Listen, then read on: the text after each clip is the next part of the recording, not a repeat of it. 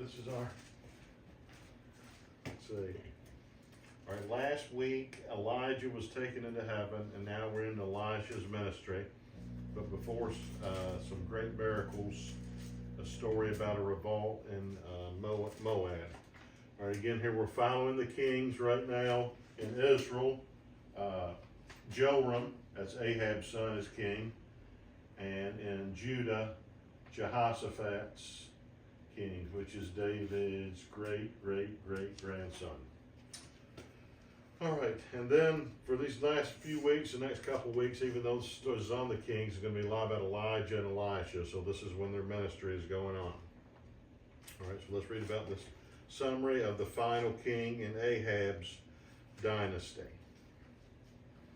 All right, 2 Kings 3, 1 to 3. All right.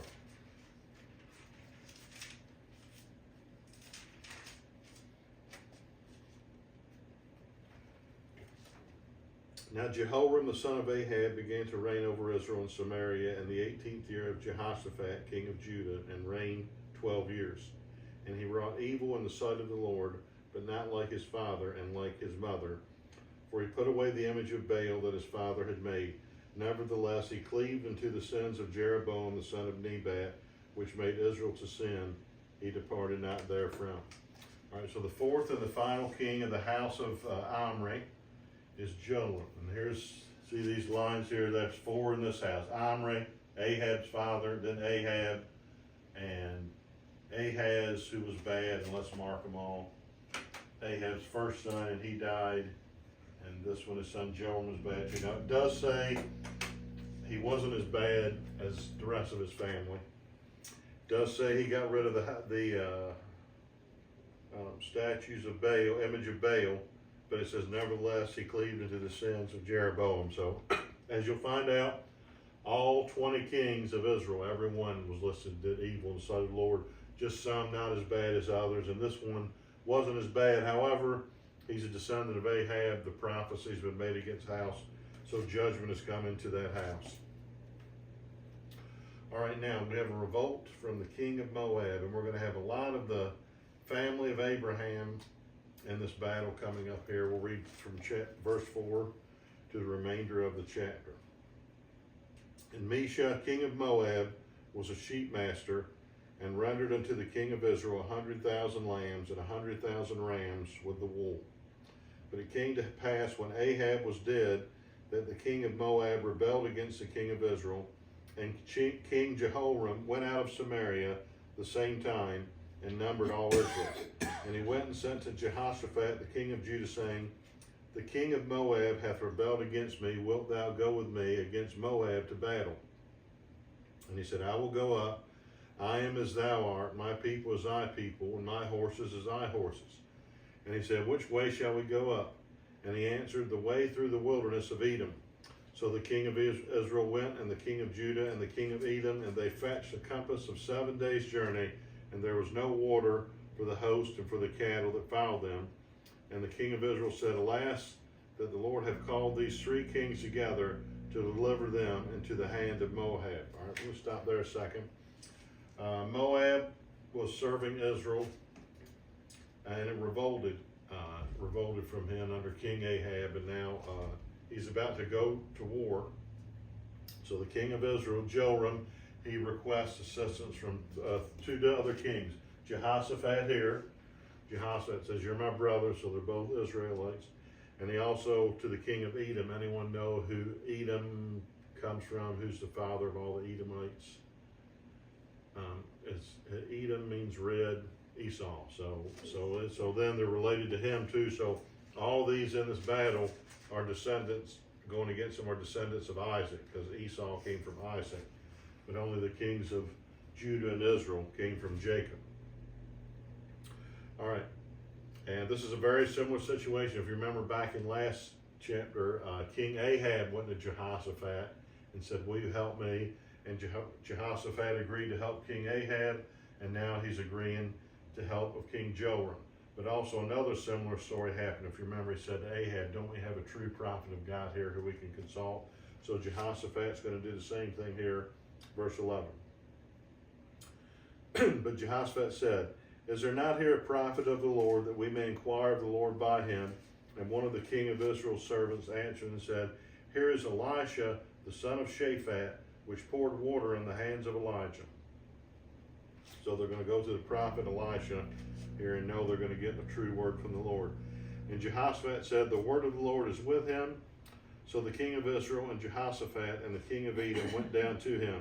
And Elisha said unto the king of Israel, what have I to do with thee? Get thee to the prophets of thy father and to the prophets of thy mother. That would be Ahab and Jezebel.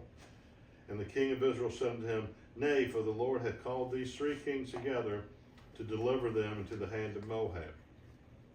And Elisha said, as the Lord of hosts liveth, before whom I stand surely, were it not that I regard the presence of Jehoshaphat, the king of Judah, I would not look toward thee, nor see thee.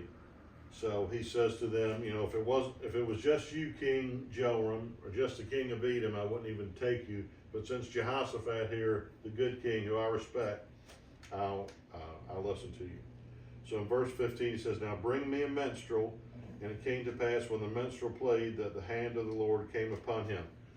The interesting point here, so a minstrel is a person who plays music. So even back then in the days, Old Testament times, Elisha got in the spirit by listening to like music from the Lord. So maybe he started, strumming up a tune, started singing worship songs, and then the Lord begins to speak to Elisha. And in verse 16 he says, and he said, thus saith the Lord, make this valley full of ditches, for thus saith the Lord, ye shall not see wind, neither shall ye see rain, yet that valley shall be filled with water, that ye may drink, both ye and your cattle and your beasts. And this is but a light thing in the sight of the Lord. He will deliver the Moabites also into your hand, and ye shall smite every fenced city and every choice city, and shall fell every good tree, and stop all wells of water, and mar every good piece of land with stones. And it came to pass in the morning, when the meat offering was offered, that behold, there came water by the way of Edom, and the country was filled with water. So he gives the kings this instructions, like dig these ditches. There's going to be trenches filled with water all throughout the land. And this is almost like a miracle. Elisha's telling them what to do, and this is going to bring about a miracle where they don't even have to fight their enemies. All right, verse 21. And when all the Moabites heard that the kings were come up to fight against them, they gathered all that were able to put on armor and upward and stood in the border. So, Moabite, also in the family of Abraham. He's not descended from Abraham, he's descended actually from Abraham's father, Terah.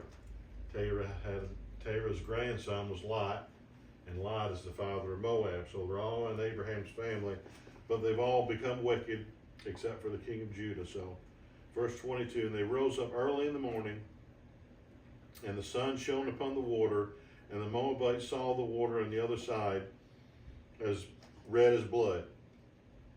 So when the sun came up shining on this water trench, it made it look like it was blood to them. So they said, verse 23, this is blood. The kings are surely slain, and they have smitten one another. Now therefore Moab to the spoil. So they thought the kings of Israel and Judah and Esau all turned against each other, fought each other, and they were looking at this water and thinking it is blood. And when they came to the camp of Israel, the Israelites rose up and smote the Moabites, so that they fled before them, but they were forward smiting the Moabites, even their country. And they beat down the cities on every good piece of land, cast every man his stone, and filled it, and they stopped all the wells of water, and felled all the good trees. Only in Kirhatharsheth left they the stones thereof, howbeit the slingers went about and smote it. And so the Lord gives complete victory here. And this again is another miracle attested to Elisha. Forgot what number we are here. We've got listed some here. So they go Elisha's reluctance. Fourth miracle from Elisha. His first is the parting of the water. Last two we had last week where he healed the well.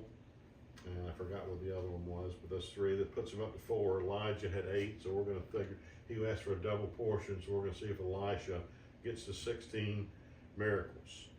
All right, and then we conclude this chapter and see how wicked these countries had come. And when the king of Moab saw that the battle was too sore for him, he took with him 700 men that drew swords to break through, even unto the king of Edom, but they could not.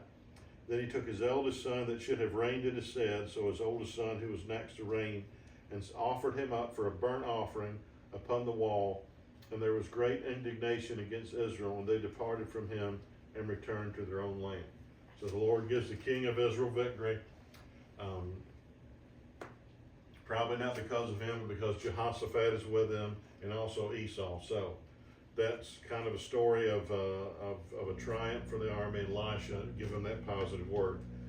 Now back to the widow, back to Elisha's ministry. Many of his miracles, he asked for a double portion of Elijah, are very similar to him.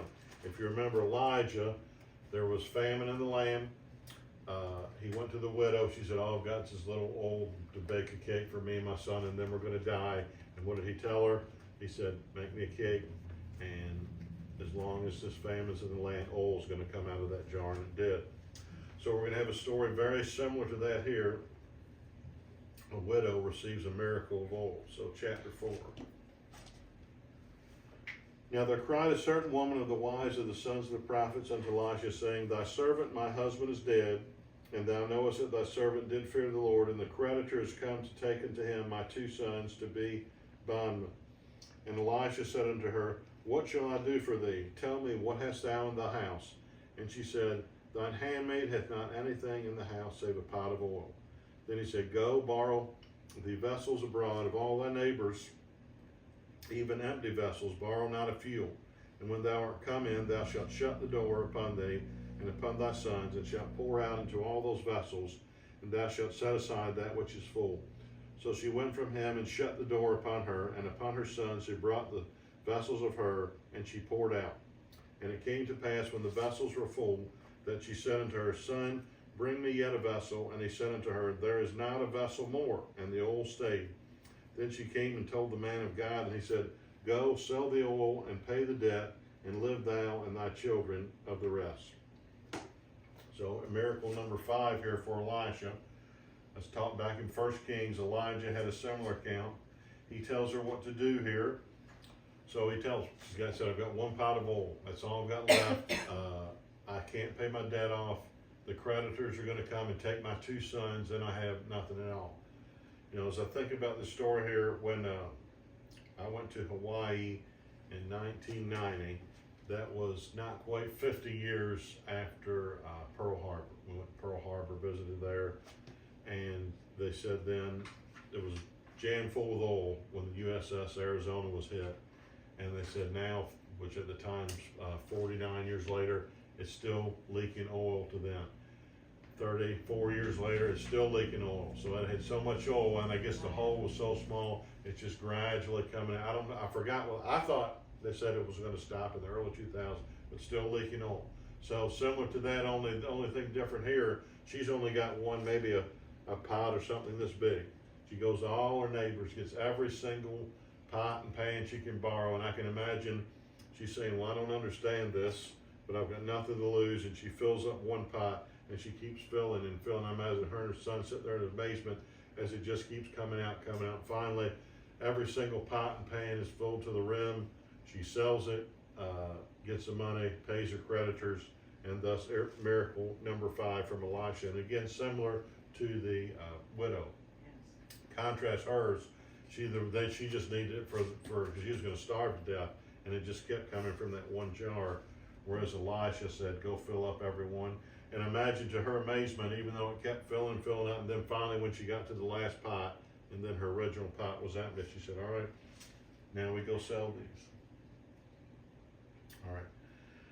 And reading, even though I read the Bible every year, I always thought the woman, if you remember, who had Elijah had the 1 jar made oil for her son later dies, and Elijah raises him from the dead.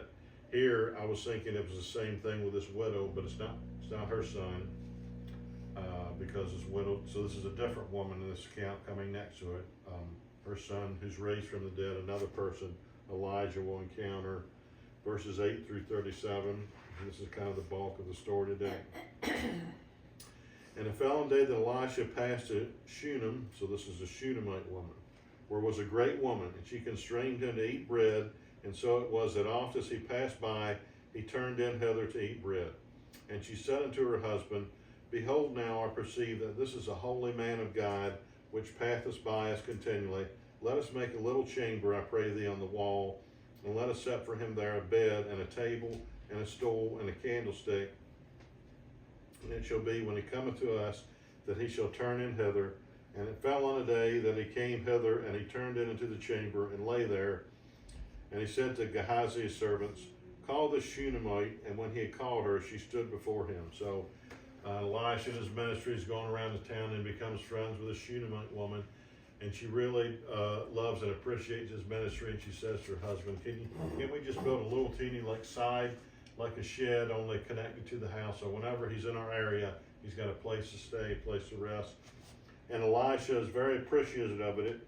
And he calls unto her, and he said, verse 13, and he said to him, Say now unto her, Behold, thou hast been careful, for with us all this care. What is it to be done for thee? Wouldst thou be spoken for to the king or to the captain of the host? And she answered, I dwell among mine own people. And he said, What then is it to be done for her? And Gehazi answered, Verily, she hath no child, and her husband is old. It doesn't say whether or not she was old, but her husband was. And of course, in those days, it was looked down upon a woman when she didn't have children. And he said, Call her. And when he called her, she stood in the door, and he said, About this season, according to the time of life, thou shalt embrace a son. And she said, Nay, my Lord, thou man of God, do not lie unto thine handmaid. And the woman, so she was something she wanted so bad. She's saying, please don't tease me unless this is true. Don't tell me that, make this promise. It says in verse 17, And the woman conceived and had a son at the season that Elisha had said unto her, according to the time of life. So, let's summarize up to this point. We have another story about having another story of another child who's going to die. Story of this woman who was well-to-do, took care of Elisha. He in turn asked her what he can do. He promises a child, and this is the sixth miracle attributed to him, as a woman has a child next year. All right, now we're going to find out what happens to this child. Verse 18. And when the child was grown, it fell on a day that he went out to his father to the reapers. And he said unto his father, My head, my head. And he said to a lad, Carry him to his mother. And when he had taken him and brought him to his mother, he sat on her knees till noon and then dies. You remember how devastating this was, or this child she had prayed for about.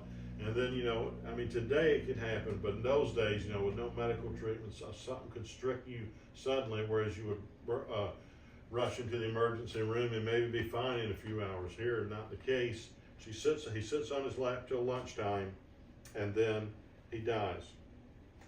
Verse 21, see her reaction. So first of all, so many stories we could tell from here.